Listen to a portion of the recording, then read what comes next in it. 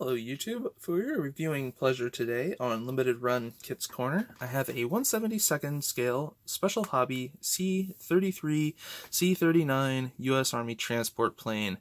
This would be the predecessor to the C-47 DC-3 from Douglas. So let's take a look around and see what we have here. So you can see the base information on the side there. Kit number on this is 72176. Comes with 4 different marking options here. Sorry, I was hoping that would focus in. And then here on the end, you have the same bit of information on the aircraft. So this is a rebox of an MPM kit with a few added extras kind of thrown in as well. So here on the front, you have the history of the aircraft itself. So you can go ahead and pause that at any time. And then we get into our sprue layout. You can see the sprue parts there. A couple of items not being used over on that side. And then we get into the instructions. So we start off with the interior. Pretty basic, just a decal for the instrument panel there. Again, being in 1/72nd scale, you're not going to see much inside of this cockpit, so the basics are really all you need for that. And going to put the wheel wells in, showing you about how to put the glass in to make sure that it's put in correctly. And then also for your horizontal stabilizers and elevators, just make sure which parts that you're needing, because it's going to be an A or B versus C and D. And same with the bottom part here for the underside of the main fuselage and things like that. Shows you the right angles here, so literally a right angle. No pun intended on that one. And then the 7-degree deflection up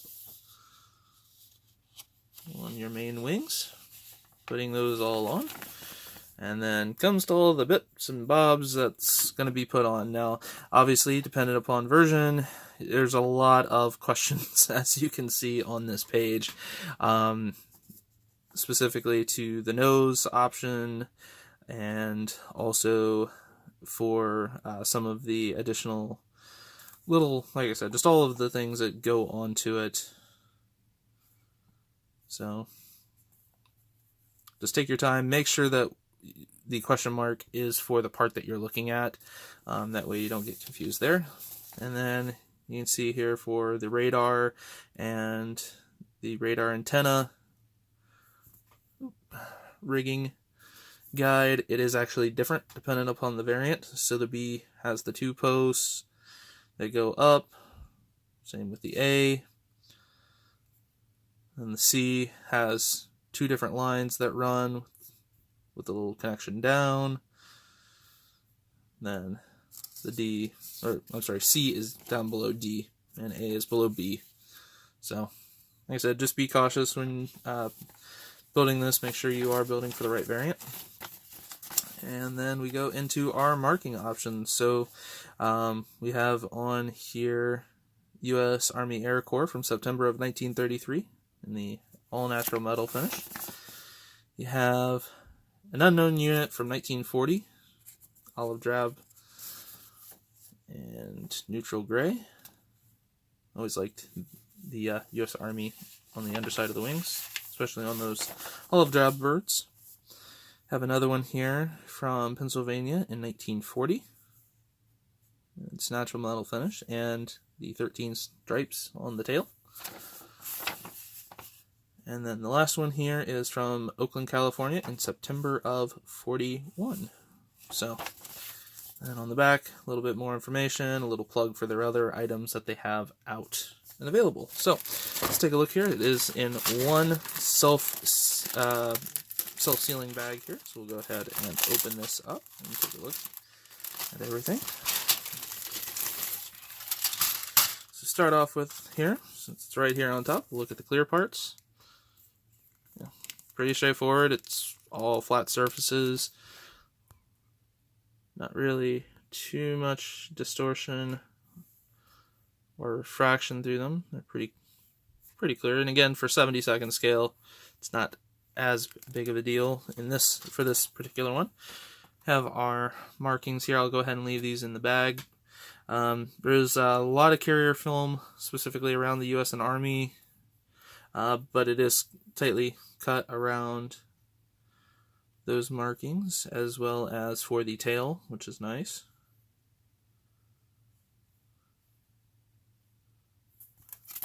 And then on the back side, we have a single piece of photo etch, which basically has the loop radar antenna. And I believe that would be our doors for the side of the aircraft. I have one tiny little bit of resin here, which would be also for the radar, or I'm sorry, radio. Go ahead and, it's just a tiny little bubble, so not too much there. And then we get into the plastic bits. So pretty basic on detail. The cockpit seat is actually got some sink marks in them, but again, that will not be an issue. Got here some really fine recessed panel lining. Interior, pretty much nothing. A little bit of cockpit detail. It's kind of interesting that even though that will never ever be seen, they do actually have the instrument cluster that would go above the cockpit, or above the pilot and co-pilot. So again, something that would never ever actually be seen, but it is kind of interesting that they include in it. All of the ejector pins are nice and recessed on this kit, at least. Taking a look here on the underside of the wings, most of the ejector pins are nice and flush and out of the way. The gear bays, really just plain Jane basics. Nothing too fancy there. Engine's really pretty basic. We got the cowls there. Set that off to the side. A couple of ejector pins that are sitting really proud here, so I might just go ahead and nip those off. And really pretty nice surface detail here.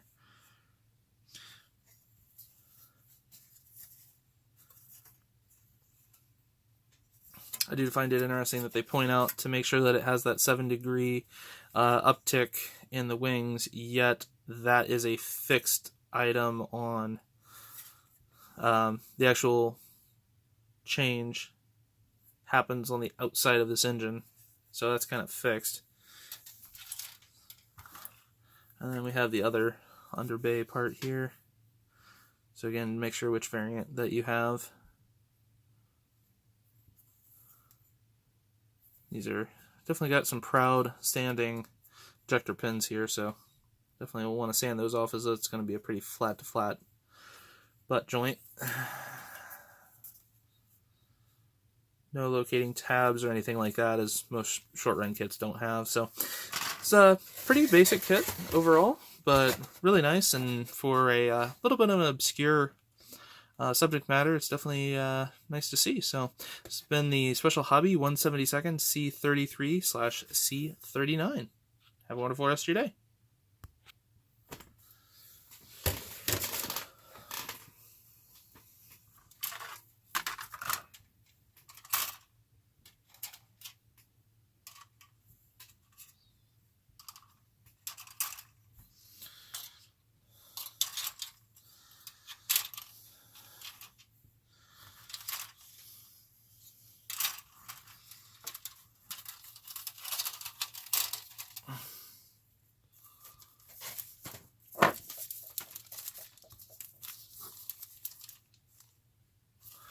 You've got to be kidding, it never stopped. Son of a gun.